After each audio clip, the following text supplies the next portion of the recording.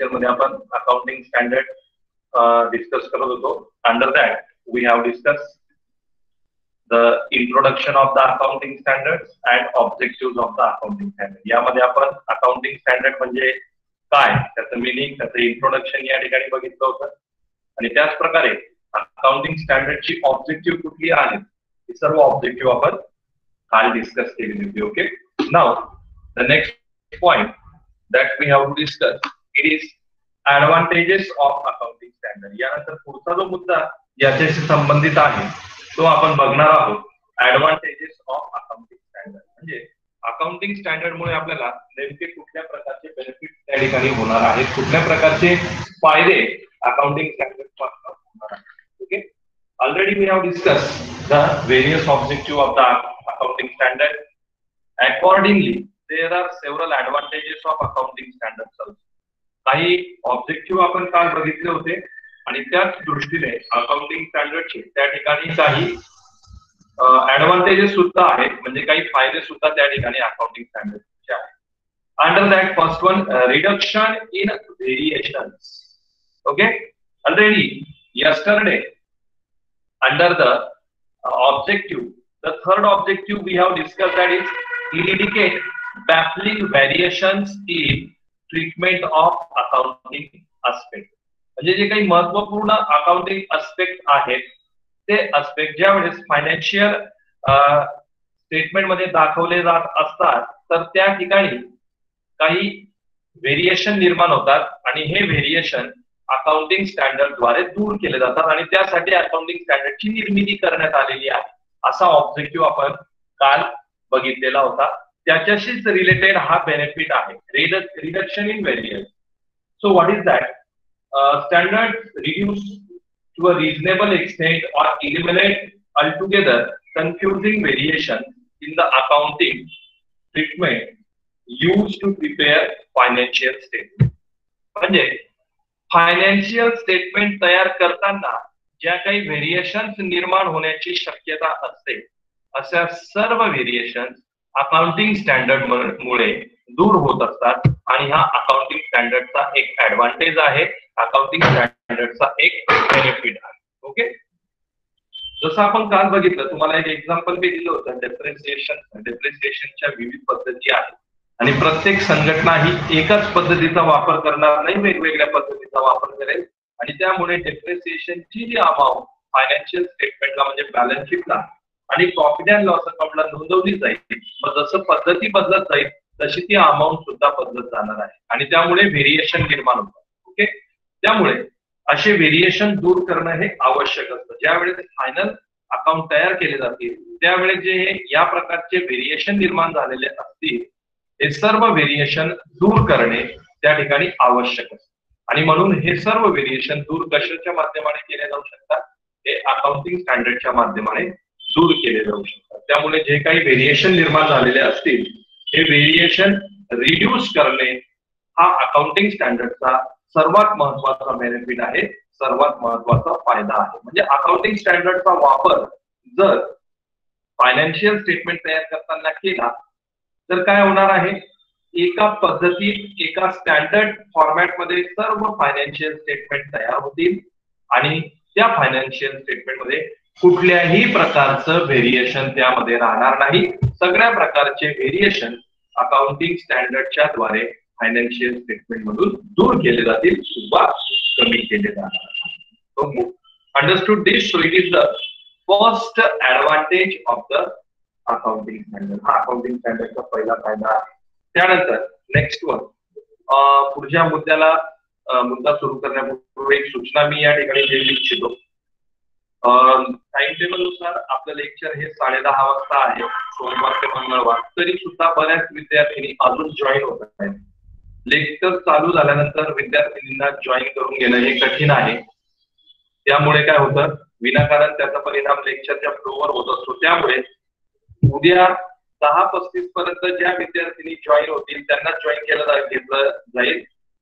त्यानंतर ज्या विद्यार्थी जॉईन होणार असतील त्यांना लेक्चरला जॉईन केलं जाणार नाही. 10:20 ला मी लिंक ओपन करतो आणि 15 मिनिटाचा वेळ तुम्हाला देत असतो. 10:20 ते 10:35 असा 15 मिनिटाचा वेळ मी दिलेला आहे.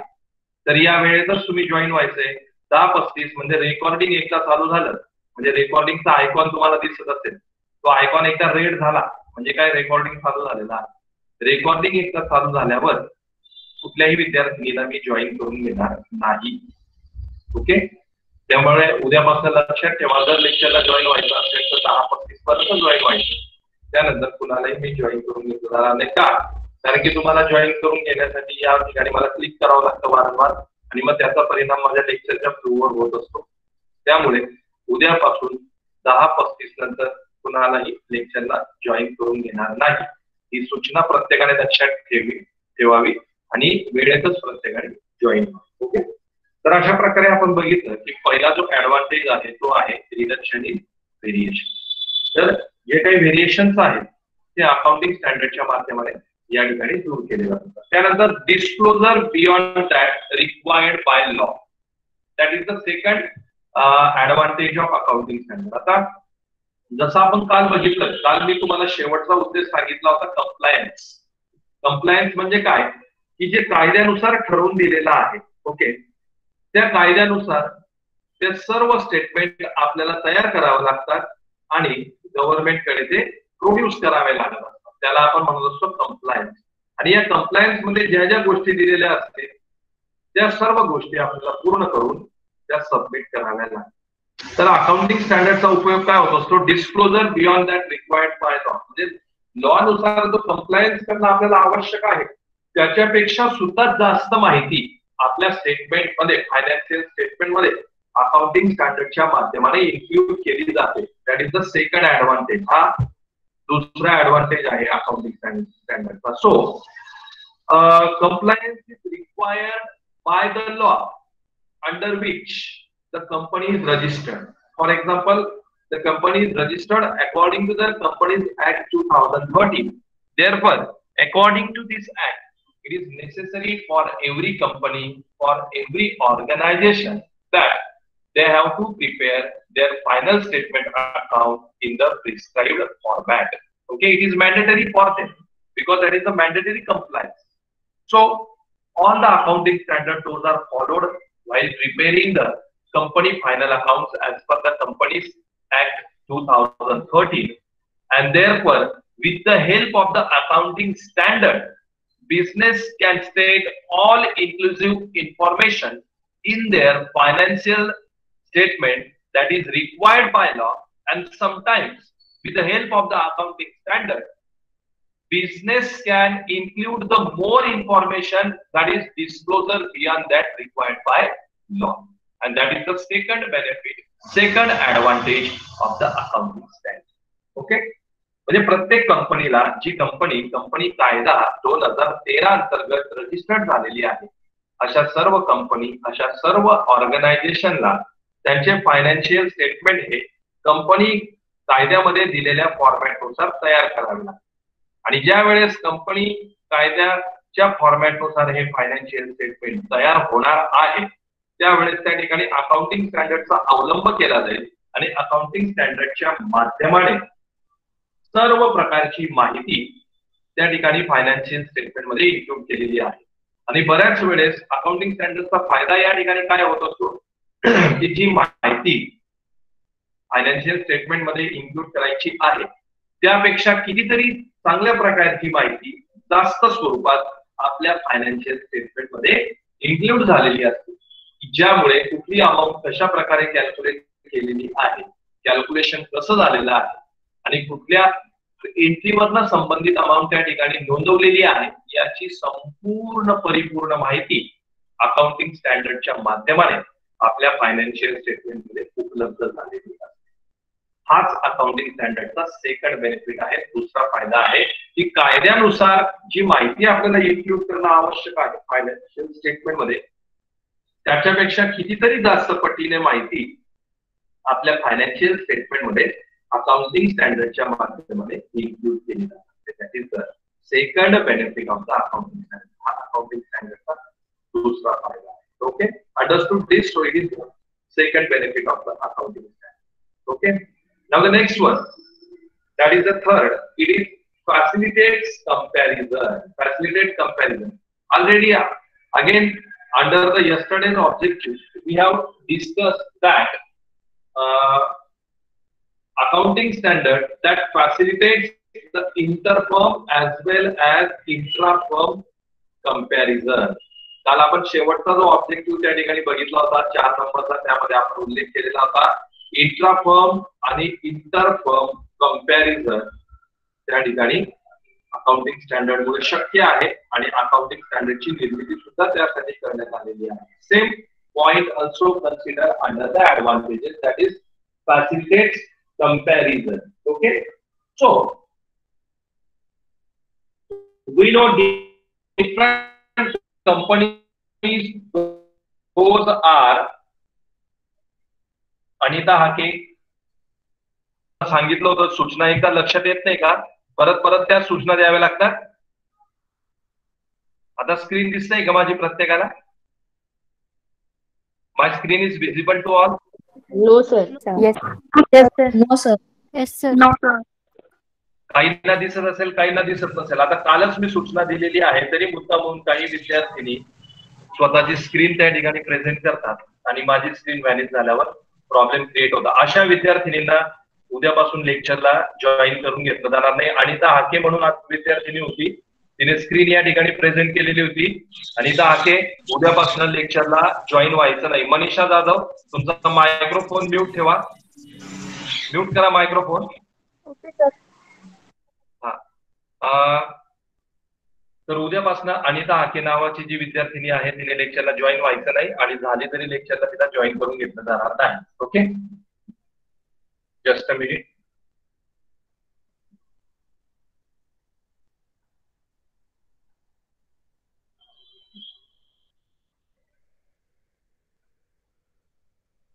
Okay, now is it visible to Yes all? sir. Yes sir. Yes sir. आता प्रत्येकाला? Okay. Okay. So comparison. Okay.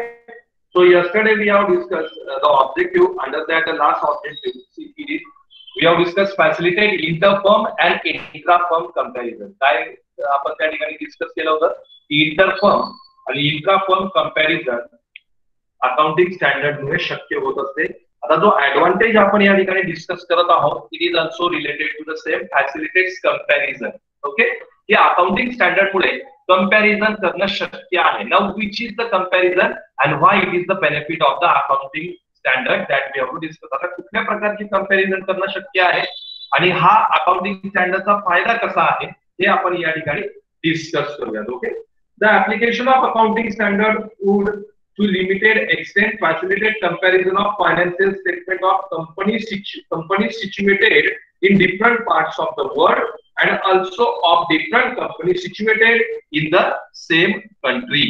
Okay, so we know the various company, those are situated in the various part of the world as well as in the country.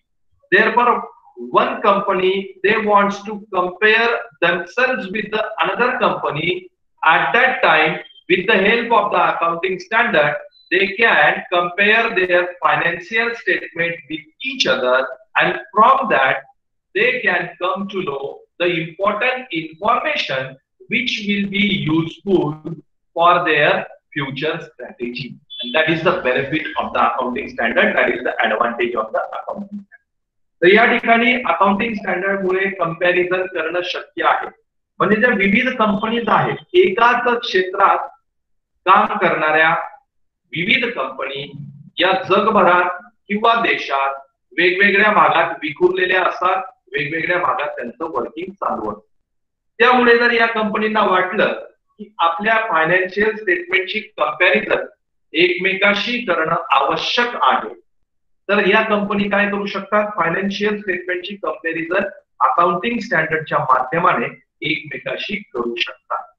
आणि comparison केल्यामुळे त्यांना महत्वपूर्ण स्वरूपाची माहिती त्या ठिकाणी प्राप्त होईल, की जी माहिती त्यांना भविष्यकालीन नियोजनासाठी उपयोगी ठरू शकेल. ओके, भविष्यकालीन त्यांना प्रॉफिट मेकिंगच्या जर काही स्ट्रॅटेजी ठरवायच्या असतील तर एकमेकाचे फायनान्शियल स्टेटमेंट एकमेकाबरोबर कंपेअर करून या कंपनीज महत्वपूर्ण माहिती मिळवू शकतात आणि फायनान्शियल स्ट्रॅटेजी ठरवून त्या कंपनी त्याचा उपयोग करून घेऊ शकतात. आणि हे सगळं कशामुळे शक्य होणार आहे?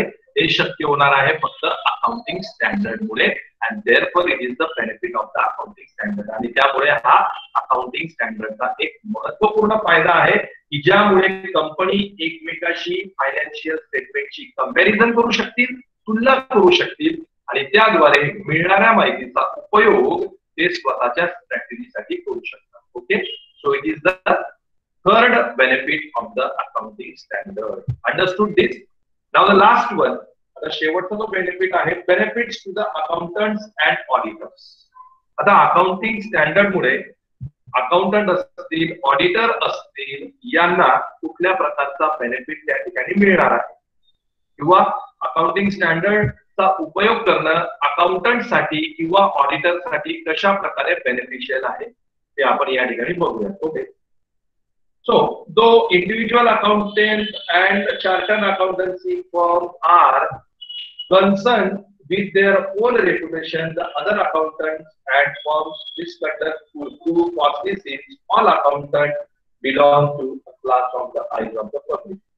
While preparing the financial statement at that time, the accounting standard, those are providing the certain guidelines to the accountant with which the accountant they can prepare the proper financial statement. And when the statements are prepared as per the guidelines, as per the rules of the accounting standard, at that time there is no error while recording the financial transaction. That is the benefit for the accountant. On the other hand, auditor is doing what? Auditor is checking the financial statement. Auditor is examining the financial statement. Those are prepared by the accountant. Auditor is checking there is any kind of error, there is any kind of fraud, or there is any kind of misconduct while preparing the financial statement. So with the help of the accounting standard, the auditor is also getting certain kind of guidelines with which it is easy for the auditor to examine, to verify the financial statement, and with the help of the accounting standard, easily auditor can find out the various frauds those are occurred while preparing the financial statement, and it is the benefit for accountant and auditor. तर शेवटचा जो benefit आहे तो कोणाच्या संदर्भात आहे? तो auditor आणि अकाउंटंटशी संदर्भात आहे, संबंधित आहे. ज्या वेळेस फायनान्शियल स्टेटमेंट अकाउंटंट तयार करणार आहे तर अकाउंटिंग स्टँडर्डचा उपयोग त्या ठिकाणी अकाउंटंट करू शकतो. अकाउंटिंग स्टँडर्डच्या माध्यमाने काही गाईडलाईन्स, काही रूल्स अकाउंटंटला मिळतात आणि या गाईडलाईन्स आणि रूलच्या माध्यमाने अकाउंटंट फायनान्शियल स्टेटमेंट एका स्टँडर्ड फॉर्मॅट मध्ये तयार करू शकतो की ज्या फायनान्शियल स्टेटमेंट मध्ये कुठल्याही प्रकारची एरर त्या ठिकाणी नसतील. अगदी क्लीन स्वरूपाचे फायनान्शियल स्टेटमेंट अकाउंटंटला अकाउंटिंग स्टँडर्डचा उपयोग करून घेऊन तयार करता येऊ शकतात. हा अकाउंटंट साठीचा बेनिफिट आहे. आणि दुसऱ्या बाजूला जर आपण ऑडिटरचा विचार केला, ऑडिटर म्हणजे कोण? अंकेक्षक.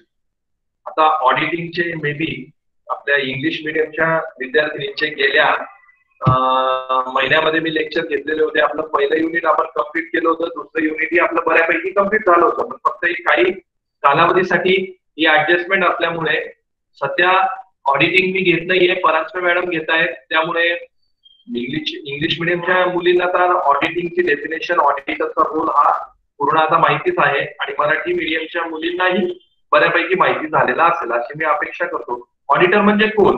ऑडिटर म्हणजे अशी व्यक्ती की जे ट्रान्झॅक्शन फायनान्शियल स्टेटमेंट मध्ये रेकॉर्ड केलेले आहेत, बुक्स ऑफ अकाउंट मध्ये रेकॉर्ड केलेले आहेत, त्याचं एक्झामिनेशन करते आणि व्हेरिफिकेशन करते आणि त्या बरोबर आहेत की नाही हे त्या ठिकाणी व्हेरीफाय करते आणि ज्या ट्रान्झॅक्शन बरोबर नसतील त्या ट्रान्झॅक्शन हायलाइट करते आणि मग त्या ट्रान्झॅक्शन योग्य प्रकारे बरोबर करून घेऊन त्यावरनं फायनान्शियल रेकॉर्ड हे तयार केले जातात. त्याच प्रकारे कुठल्या प्रकारचे फ्रॉड, कुठल्या प्रकारच्या एरर जर फायनान्शियल स्टेटमेंट मध्ये असतील तर ह्या एरर, ह्या फ्रॉड दूर करण्याचं काम ऑडिटर करत असतो. राईट, त्या व्यक्तीला आपण ऑडिटर म्हणजे अंकेक्षक म्हणतो.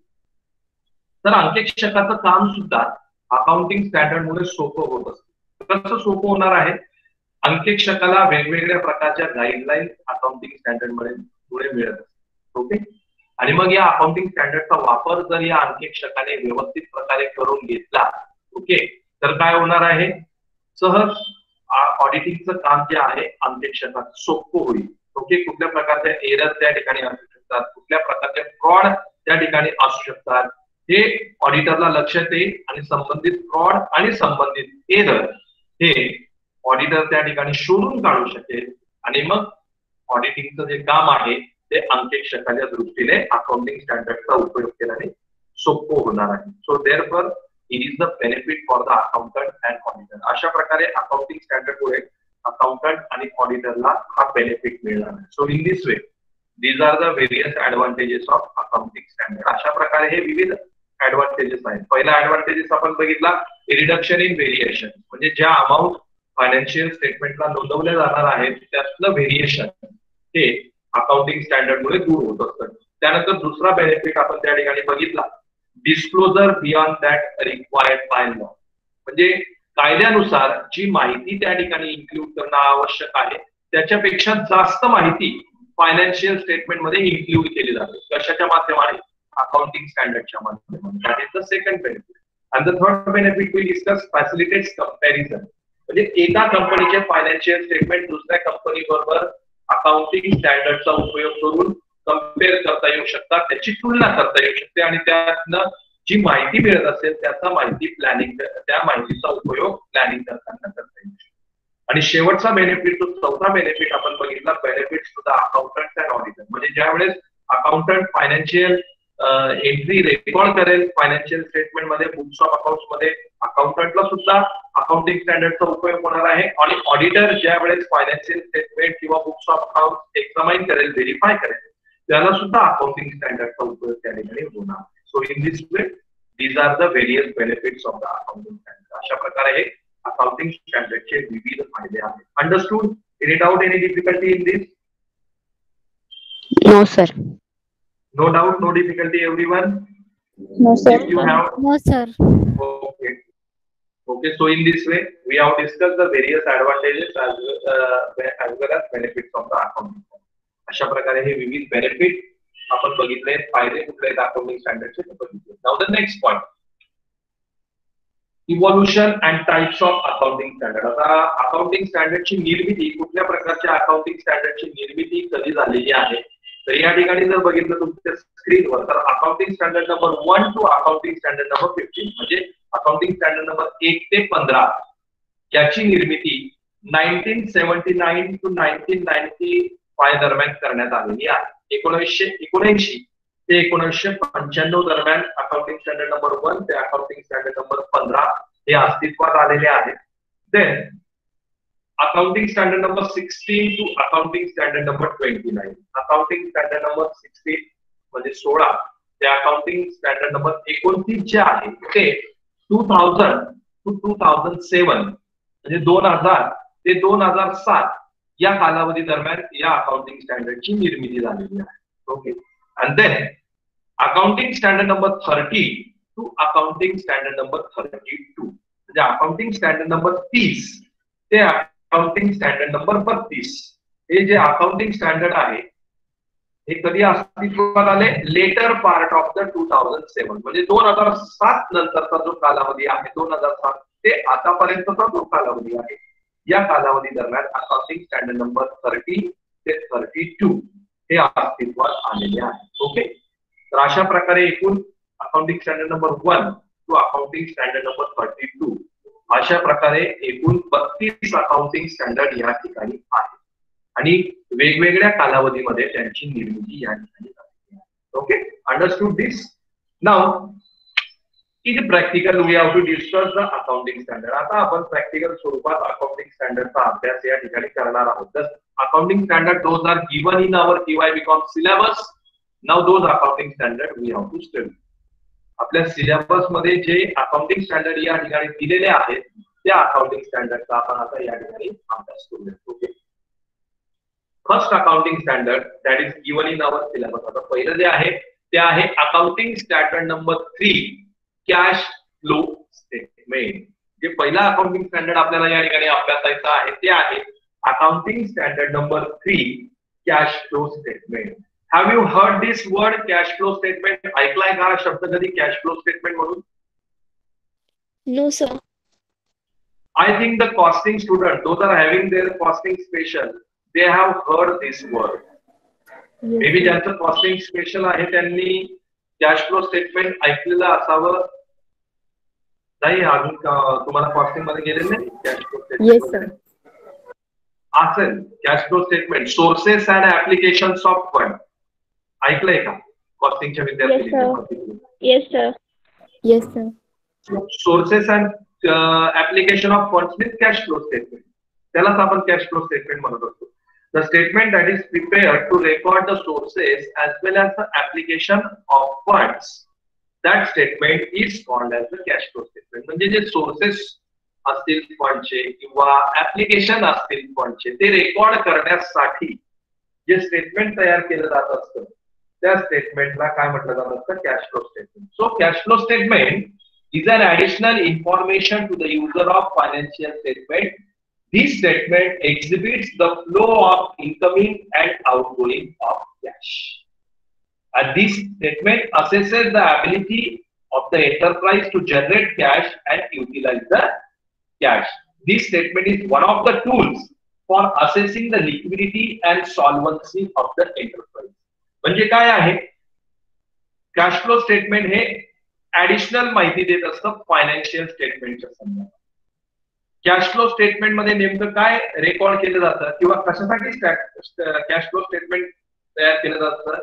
इनकमिंग ऑफ कॅश म्हणजे आपल्याकडे कॅश कशा प्रकारे येते अँड आउटगोईंग ऑफ कॅश आणि ती कॅश आपण कशी युटिलाइज करतो हे शोधण्यासाठी किंवा ही माहिती दाखवण्यासाठी कॅश फ्लो स्टेटमेंट या ठिकाणी तयार केलं जातं. Incoming of cash and outgoing of cash. Cash कशी येते आणि कॅश कशी जाते. ओके. यासाठी कॅशच्या रिलेटेड म्हणजे incoming cash transaction and outgoing cash transaction. म्हणजे इनकमिंग कॅश ट्रान्झॅक्शन म्हणजे काय? Sources of fund. आणि आउटगोईंग कॅश ट्रान्झॅक्शन म्हणजे काय? Application of fund. हे दाखवण्यासाठी कॅश फ्लो स्टेटमेंट तयार केलं जाणार आहे. Okay. This statement assesses the ability of the enterprise to generate cash and to utilize the cash.